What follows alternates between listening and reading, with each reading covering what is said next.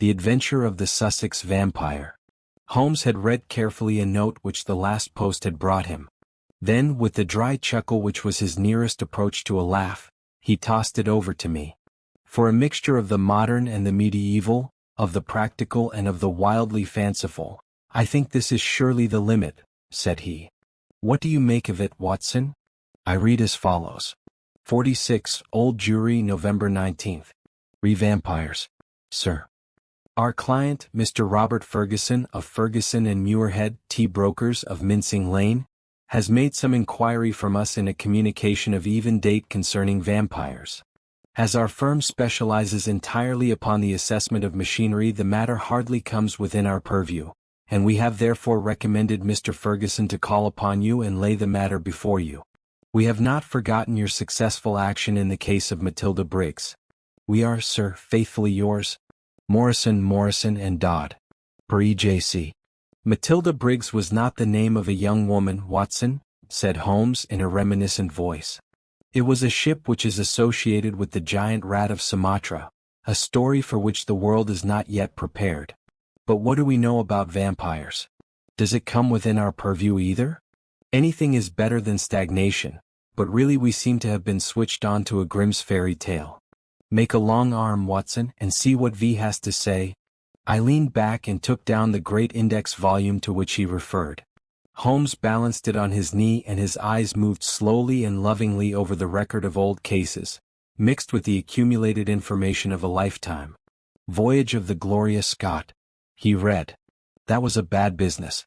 I have some recollection that you made a record of it, Watson, though I was unable to congratulate you upon the result. Victor Lynch the forger. Venomous lizard or Gila. Remarkable case that. Vittoria the circus belle. Vanderbilt and the Yeggman. Vipers. Vigor the Hammersmith wonder. Hello.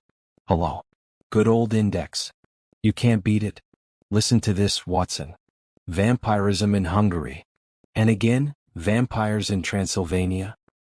He turned over the pages with eagerness, but after a short intent perusal he threw down the great book with a snarl of disappointment. Rubbish, Watson, rubbish. What have we to do with walking corpses who can only be held in their grave by stakes driven through their hearts? It's pure lunacy. But surely, said I, the vampire was not necessarily a dead man? A living person might have the habit. I have read, for example, of the old sucking the blood of the young in order to retain their youth. You are right, Watson. It mentions the legend in one of these references. But are we to give serious attention to such things? This agency stands flat-footed upon the ground, and there it must remain. The world is big enough for us. No ghosts need apply. I fear that we cannot take Mr. Robert Ferguson very seriously. Possibly this note may be from him, and may throw some light upon what is worrying him. He took up a second letter which had lain unnoticed upon the table whilst he had been absorbed with the first. This he began to read with a smile of amusement upon his face which gradually faded away into an expression of intense interest and concentration. When he had finished he sat for some little time lost in thought with the letter dangling from his fingers. Finally, with a start, he aroused himself from his reverie. Cheeseman's Lamberley. Where is Lamberley, Watson? It is in Sussex, south of Horsham. Not very far, eh? And Cheeseman's? I know that country, Holmes. It is full of old houses which are named after the men who built them centuries ago. You get Odeleys and Harveys and Carritons. The folk are forgotten but their names live in their houses.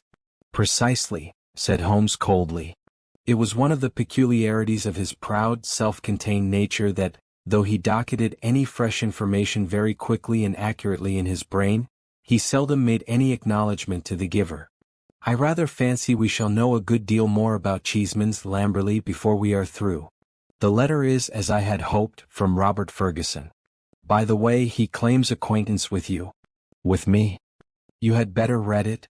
He handed the letter across. It was headed with the address quoted. Dear M.R. Holmes, it said, I have been recommended to you by my lawyers, but indeed the matter is so extraordinarily delicate that it is most difficult to discuss. It concerns a friend for whom I am acting. This gentleman married some 5 years ago a Peruvian lady, the daughter of a Peruvian merchant, whom he had met in connection with the importation of nitrates. The lady was very beautiful, but the fact of her foreign birth and of her alien religion always caused a separation of interests and of feelings between husband and wife, so that after a time his love may have cooled towards her and he may have come to regard their union as a mistake. He felt there were sides of her character which he could never explore or understand. This was the more painful as she was as loving a wife as a man could have, to all appearance absolutely devoted. Now for the point which I will make more plain when we meet. Indeed, this note is merely to give you a general idea of the situation and to ascertain whether you would care to interest yourself in the matter. The lady began to show some curious traits quite alien to her ordinarily sweet and gentle disposition. The gentleman had been married twice and he had one son by the first wife. This boy was now 15, a very charming and affectionate youth, though unhappily injured through an accident in childhood. Twice the wife was caught in the act of assaulting this poor lad in the most unprovoked way. Once she struck him with a stick and left a great weal on his arm. This was a small matter, however, compared with her conduct to her own child, a dear boy just under 1 year of age. On one occasion about a month ago this child had been left by its nurse for a few minutes. A loud cry from the baby as of pain called the nurse back. As she ran into the room she saw her employer, the lady, leaning over the baby and apparently biting his neck. There was a small wound in the neck, from which a stream of blood had escaped. The nurse was so horrified that she wished to call the husband, but the lady implored her not to do so, and actually gave her £5 as a price for her silence. No explanation was ever given, and for the moment the matter was passed over. It left, however, a terrible impression upon the nurse's mind, and from that time she began to watch her mistress closely, and to keep a closer guard upon the baby whom she tenderly loved. It seemed to her that even as she watched the mother, so the mother watched her, and that every time she was compelled to leave the baby alone the mother was waiting to get at it. Day and night the nurse covered the child, and day and night the silent, watchful mother seemed to be lying in wait as a wolf waits for a lamb. It must read most incredible to you, and yet I beg you to take it seriously, for a child's life and a man's sanity may depend upon it. At last there came one dreadful day when the facts could no longer be concealed from the husband. The nurse's nerve had given way, she could stand the strain no longer, and she made a clean breast of it all to the man. To him it seemed as wild a tale as it may now seem to you. He knew his wife to be a loving wife, and save for the assaults upon her stepson, a loving mother. Why then should she wound her own dear little baby? He told the nurse that she was dreaming, that her suspicions were those of a lunatic, and that such libels upon her mistress were not to be tolerated. Whilst they were talking, a sudden cry of pain was heard. Nurse and master rushed together to the nursery. Imagine his feelings, Mr. Holmes, as he saw his wife rise from a kneeling position beside the cot, and saw blood upon the child's exposed neck and upon the sheet. With a cry of horror, he turned his wife's face to the light and saw blood all round her lips. It was she beyond all question, who had drunk the poor baby's blood. So the matter stands. She is now confined to her room. There has been no explanation. The husband is half demented. He knows, and I know, little of vampirism beyond the name. We had thought it was some wild tale of foreign parts. And yet here in the very heart of the English Sussex. Well, all this can be discussed with you in the morning. Will you see me? Will you use your great powers in aiding a distracted man? If so, kindly wire to Ferguson, Cheesemans, Lamberley, and I will be at your rooms by 10 o'clock. Yours faithfully, Robert Ferguson. P.S. I believe your friend Watson played rugby for Blackheath when I was 3/4 for Richmond. It is the only personal introduction which I can give. Of course I remember him, said I as I laid down the letter. Big Bob Ferguson, the finest 3/4 Richmond ever had. He was always a good-natured chap. It's like him to be so concerned over a friend's case. Holmes looked at me thoughtfully and shook his head. I never get your limits, Watson, said he. There are unexplored possibilities about you. Take a wire down like a good fellow. We'll examine your case with pleasure. Your case. We must not let him think that this agency is a home for the weak-minded. Of course it is his case. Send him that wire and let the matter rest till morning. Promptly at 10 o'clock next morning Ferguson strode into our room. I had remembered him as a long slab-sided man with loose limbs and a fine turn of speed, which had carried him round many an opposing back. There is surely nothing in life more painful than to meet the wreck of a fine athlete whom one has known in his prime. His great frame had fallen in, his flaxen hair was scanty, and his shoulders were bowed. I fear that I roused corresponding emotions in him. "Hullo, Watson," said he, and his voice was still deep and hearty. "You don't look quite the man you did when I threw you over the ropes into the crowd at the old deer park. I expect I have changed a bit also. But it's this last day or two that has aged me. I see by your telegram, Mr. Holmes, that it is no use my pretending to be anyone's deputy. It is simpler to deal direct," said Holmes. "Of course it is. But you can imagine how difficult it is when you are speaking of the one woman whom you are bound to protect and help. What can I do? How am I to go to the police with such a story? And yet the kiddies have got to be protected. Is it madness, Mr. Holmes? Is it something in the blood? Have you any similar case in your experience? For God's sake, give me some advice, for I am at my wits' end." "Very naturally, Mr. Ferguson. Now sit here and pull yourself together and give me a few clear answers. I can assure you that I am very far from being at my wits' end, and that I am confident we shall find some solution. First of all, tell me what steps you have taken. Is your wife still near the children? We had a dreadful scene. She is a most loving woman, Mr. Holmes. If ever a woman loved a man with all her heart and soul, she loves me. She was cut to the heart that I should have discovered this horrible, this incredible secret. She would not even speak. She gave no answer to my reproaches, save to gaze at me with a sort of wild, despairing look in her eyes. Then she rushed to her room and locked herself in. Since then she has refused to see me. She has a maid who was with her before her marriage, Dolores by name, a friend rather than a servant. She takes her food to her. Then the child is in no immediate danger? Mrs. Mason, the nurse, has sworn that she will not leave it night or day. I can absolutely trust her. I am more uneasy about poor little Jack, for as I told you in my note, he has twice been assaulted by her. But never wounded? No, she struck him savagely. It is the more terrible as he is a poor little inoffensive cripple. Ferguson's gaunt features softened as he spoke of his boy. You would think that the dear lad's condition would soften anyone's heart. A fall in childhood and a twisted spine, Mr. Holmes. But the dearest, most loving heart within. Holmes had picked up the letter of yesterday and was reading it over. What other inmates are there in your house, Mr. Ferguson? 2 servants who have not been long with us. 1 stable hand, Michael, who sleeps in the house. My wife, myself, my boy Jack, baby, Dolores, and Mrs. Mason. That is all. I gather that you did not know your wife well at the time of your marriage? I had only known her a few weeks. How long had this maid Dolores been with her? Some years. Then your wife's character would really be better known by Dolores than by you? Yes, you may say so. Holmes made a note. I fancy, said he, that I may be of more use at Lamberley than here. It is eminently a case for personal investigation. If the lady remains in her room, our presence could not annoy or inconvenience her. Of course we would stay at the inn. Ferguson gave a gesture of relief. It is what I hoped, Mr. Holmes. There is an excellent train at 2 from Victoria if you could come. Of course we could come. There is a lull at present. I can give you my undivided energies. Watson, of course, comes with us. But there are 1 or 2 points upon which I wish to be very sure before I start. This unhappy lady, as I understand it, has appeared to assault both the children, her own baby and your little son? That is so. But the assaults take different forms, do they not? She has beaten your son. Once with a stick and once very savagely with her hands. Did she give no explanation why she struck him? None, save that she hated him. Again and again she said so. Well, that is not unknown among stepmothers.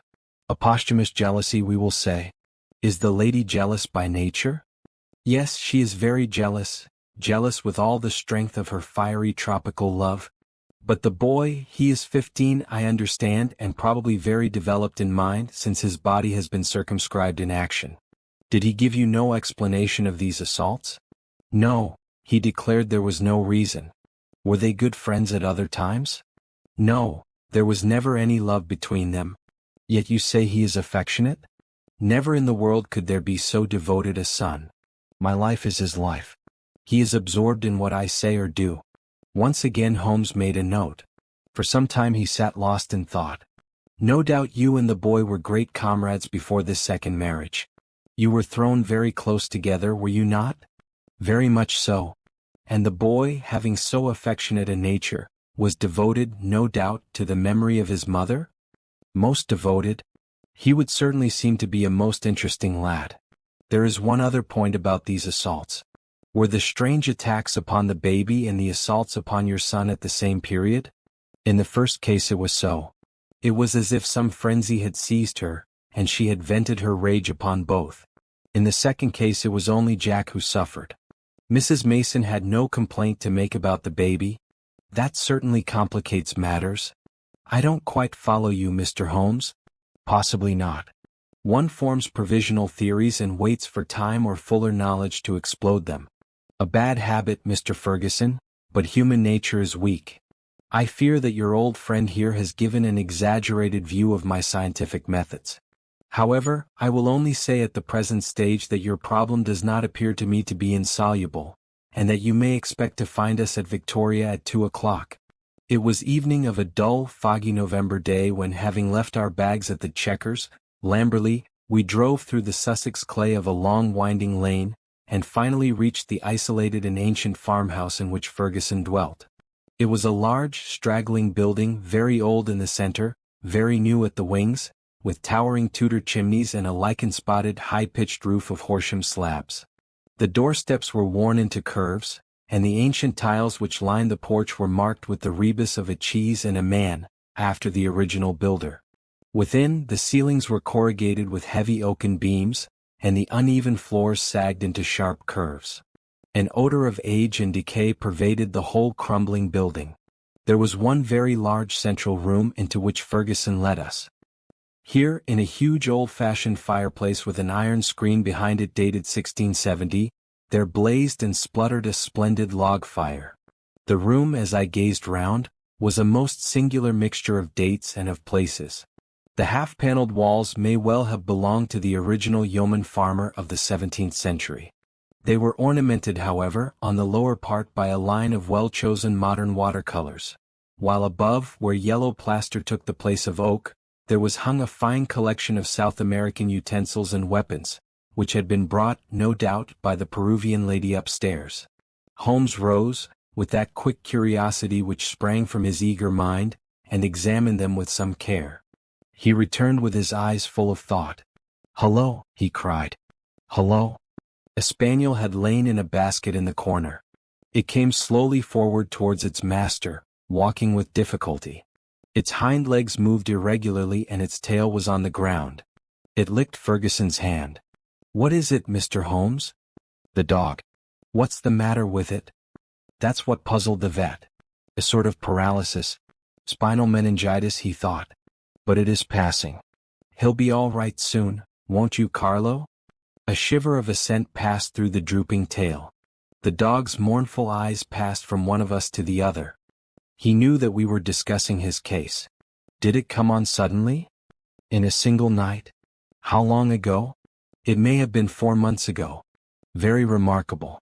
Very suggestive. What do you see in it, Mr. Holmes? A confirmation of what I had already thought. For God's sake, what do you think, Mr. Holmes? It may be a mere intellectual puzzle to you, but it is life and death to me.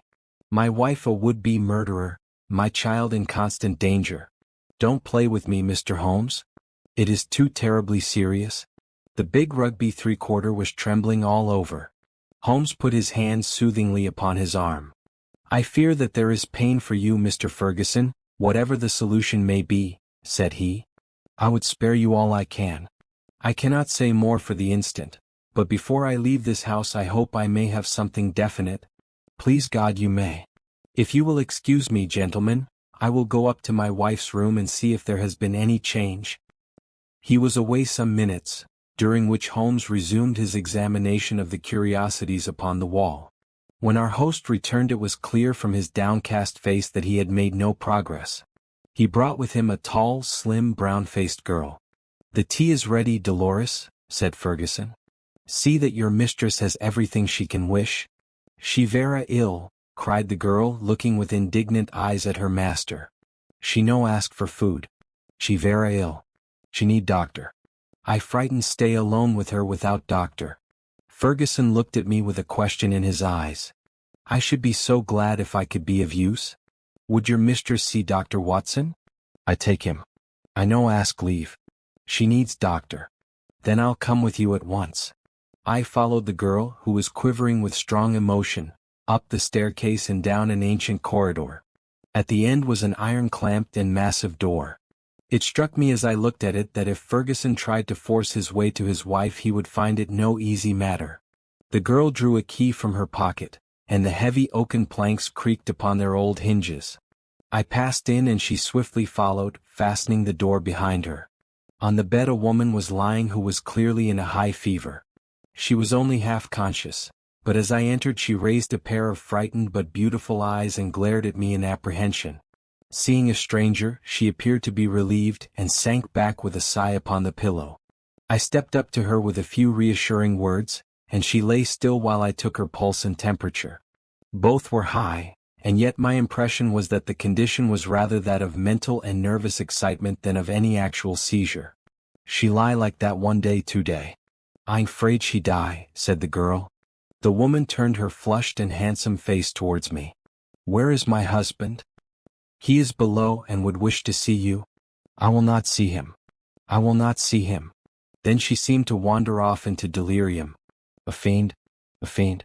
Oh, what shall I do with this devil? Can I help you in any way?" "No. No one can help. It is finished. All is destroyed. Do what I will, all is destroyed." The woman must have some strange delusion. I could not see honest Bob Ferguson in the character of fiend or devil. "Madam," I said, "your husband loves you dearly. He is deeply grieved at this happening." Again she turned on me those glorious eyes. "He loves me. Yes. But do I not love him? Do I not love him even to sacrifice myself rather than break his dear heart? That is how I love him. And yet he could think of me, he could speak of me so. He is full of grief but he cannot understand. No, he cannot understand. But he should trust. Will you not see him?" I suggested. "No, no, I cannot forget those terrible words nor the look upon his face. I will not see him. Go now. You can do nothing for me. Tell him only one thing. I want my child. I have a right to my child. That is the only message I can send him." She turned her face to the wall and would say no more. I returned to the room downstairs where Ferguson and Holmes still sat by the fire. Ferguson listened moodily to my account of the interview. "How can I send her the child?" he said. "How do I know what strange impulse might come upon her? How can I ever forget how she rose from beside it with its blood upon her lips?" He shuddered at the recollection. "The child is safe with Mrs. Mason, and there he must remain." A smart maid, the only modern thing which we had seen in the house, had brought in some tea. As she was serving it the door opened and a youth entered the room. He was a remarkable lad, pale-faced and fair-haired, with excitable light blue eyes which blazed into a sudden flame of emotion and joy as they rested upon his father. He rushed forward and threw his arms round his neck with the abandon of a loving girl. "Oh, Daddy," he cried, "I did not know that you were due yet. I should have been here to meet you. Oh, I am so glad to see you." Ferguson gently disengaged himself from the embrace with some little show of embarrassment.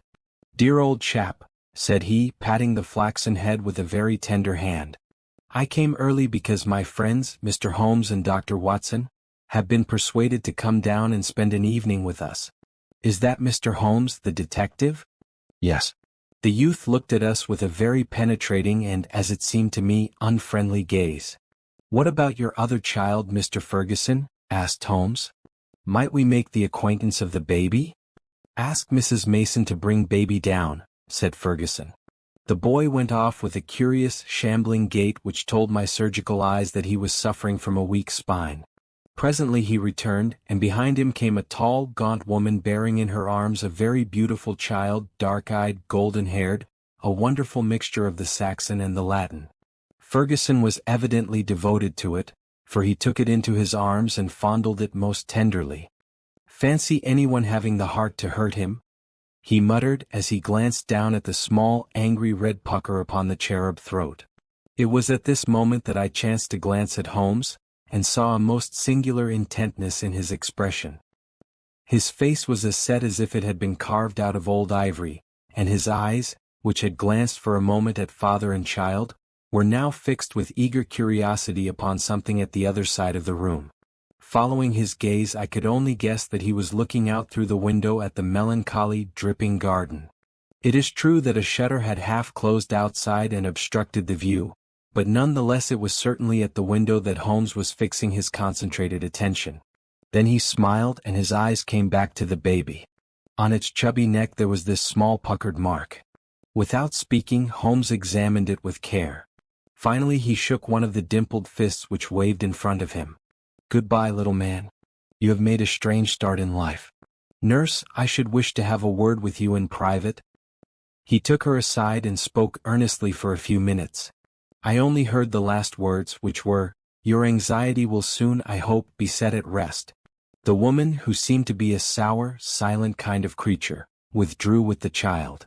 "What is Mrs. Mason like?" asked Holmes.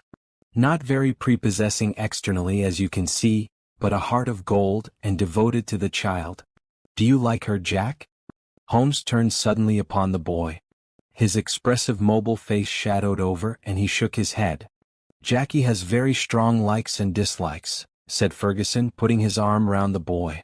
"Luckily I am one of his likes." The boy cooed and nestled his head upon his father's breast. Ferguson gently disengaged him. "Run away, little Jackie," said he, and he watched his son with loving eyes until he disappeared. "Now, Mr. Holmes," he continued when the boy was gone, "I really feel that I have brought you on a fool's errand, for what can you possibly do save give me your sympathy? It must be an exceedingly delicate and complex affair from your point of view." "It is certainly delicate," said my friend with an amused smile, "but I have not been struck up to now with its complexity. It has been a case for intellectual deduction, but when this original intellectual deduction is confirmed point by quite a number of independent incidents, then the subjective becomes objective and we can say confidently that we have reached our goal. I had, in fact, reached it before we left Baker Street, and the rest has merely been observation and confirmation."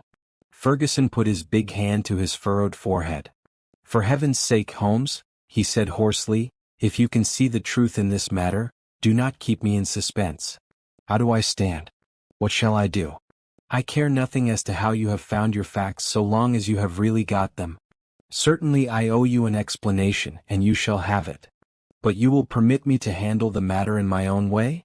Is the lady capable of seeing us, Watson?" "She is ill, but she is quite rational." "Very good. It is only in her presence that we can clear the matter up. Let us go up to her." "She will not see me," cried Ferguson. "Oh yes, she will," said Holmes. He scribbled a few lines upon a sheet of paper. "You at least have the entree, Watson. Will you have the goodness to give the lady this note?" I assented again and handed the note to Dolores, who cautiously opened the door. A minute later I heard a cry from within, a cry in which joy and surprise seemed to be blended. Dolores looked out. "She will see them. She will least 10, said she. At my summons Ferguson and Holmes came up. As we entered the room Ferguson took a step or two towards his wife, who had raised herself in the bed, but she held out her hand to repulse him. He sank into an armchair, while Holmes seated himself beside him, after bowing to the lady, who looked at him with wide-eyed amazement. "I think we can dispense with Dolores," said Holmes. "Oh, very well, madam, if you would rather she stayed I can see no objection. Now, Mr. Ferguson, I am a busy man with many calls, and my methods have to be short and direct. The swiftest surgery is the least painful. Let me first say what will ease your mind. Your wife is a very good, a very loving, and a very ill-used woman." Ferguson sat up with a cry of joy. "Prove that, Mr. Holmes, and I am your debtor forever." "I will do so, but in doing so I must wound you deeply in another direction. I care nothing so long as you clear my wife. Everything on earth is insignificant compared to that. Let me tell you, then, the train of reasoning which passed through my mind in Baker Street. The idea of a vampire was to me absurd. Such things do not happen in criminal practice in England. And yet your observation was precise. You had seen the lady rise from beside the child's cot with the blood upon her lips. I did. Did it not occur to you that a bleeding wound may be sucked for some other purpose than to draw the blood from it? Was there not a queen in English history who sucked such a wound to draw poison from it? Poison. A South American household. My instinct felt the presence of those weapons upon the wall before my eyes ever saw them. It might have been other poison, but that was what occurred to me. When I saw that little empty quiver beside the small bird bough, it was just what I expected to see. If the child were pricked with one of those arrows dipped in curare or some other devilish drug, it would mean death if the venom were not sucked out. And the dog. If one were to use such a poison, would one not try it first in order to see that it had not lost its power? I did not foresee the dog, but at least I understood him and he fitted into my reconstruction. Now do you understand? Your wife feared such an attack. She saw it made and saved the child's life, and yet she shrank from telling you all the truth, for she knew how you loved the boy and feared lest it break your heart. Jackie. I watched him as you fondled the child just now. His face was clearly reflected in the glass of the window where the shutter formed a background. I saw such jealousy, such cruel hatred as I have seldom seen in a human face. My Jackie. You have to face it, Mr. Ferguson. It is the more painful because it is a distorted love, a maniacal exaggerated love for you, and possibly for his dead mother, which has prompted his action. His very soul is consumed with hatred for this splendid child, whose health and beauty are a contrast to his own weakness. Good God! It is incredible. Have I spoken the truth, madam? The lady was sobbing with her face buried in the pillows. Now she turned to her husband. How could I tell you, Bob? I felt the blow it would be to you. It was better that I should wait and that it should come from some other lips than mine. When this gentleman, who seems to have powers of magic, wrote that he knew all, I was glad. I think a year at sea would be my prescription for Master Jackie, said Holmes, rising from his chair. Only one thing is still clouded, madam. We can quite understand your attacks upon Master Jackie. There is a limit to a mother's patience. But how did you dare to leave the child these last 2 days? I had told Mrs. Mason. She knew. Exactly. So I imagined. Ferguson was standing by the bed, choking, his hands outstretched and quivering. This, I fancy, is the time for our exit, Watson, said Holmes in a whisper. If you will take one elbow of the two faithful Dolores, I will take the other. There now, he added as he closed the door behind him, I think we may leave them to settle the rest among themselves. I have only one further note of this case. It is the letter which Holmes wrote in final answer to that with which the narrative begins. It ran thus. Baker Street, November 21st. Vampires. Sir. Referring to your letter of the 19th, I beg to state that I have looked into the inquiry of your client, Mr. Robert Ferguson, of Ferguson and Muirhead, Tea Brokers, of Mincing Lane, and that the matter has been brought to a satisfactory conclusion. With thanks for your recommendation. I am, sir, faithfully yours, Sherlock Holmes.